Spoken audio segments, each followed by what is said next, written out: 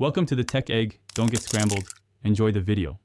In this video, I will show you how to make tomato pesto. First, let's gather our essential ingredients. You'll need about 1 cup of fresh or sun-dried tomatoes, a half cup of good quality extra virgin olive oil, 2 cloves of garlic, and 1/4 cup of pine nuts. Don't forget a generous handful of fresh basil leaves and about 1/3 cup of grated Parmesan cheese. These simple components will create a vibrant and flavorful pesto that's perfect for many dishes.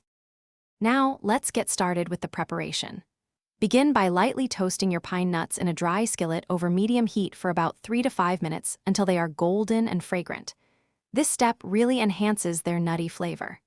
Next, combine your prepared tomatoes, toasted pine nuts, 2 cloves of garlic, and a generous amount of fresh basil leaves in a food processor. Pulse these ingredients together until they form a coarse, textured paste. Once you have your coarse paste, it's time to achieve that perfect pesto consistency. With the food processor running on low, slowly drizzle in your half cup of extra virgin olive oil. This gradual addition helps emulsify the pesto, making it wonderfully smooth and creamy. Continue blending until all the oil is incorporated and the pesto has reached your desired texture. Finally, transfer the pesto to a bowl and gently stir in the 1/3 cup of grated Parmesan cheese by hand.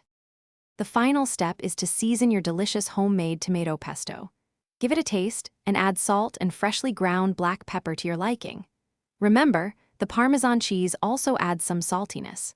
For storage, transfer your pesto to an airtight container and pour a thin layer of olive oil over the top to prevent discoloration. It will keep fresh in the refrigerator for up to 5 to 7 days. Enjoy this versatile pesto with pasta, on sandwiches, or even with scrambled eggs.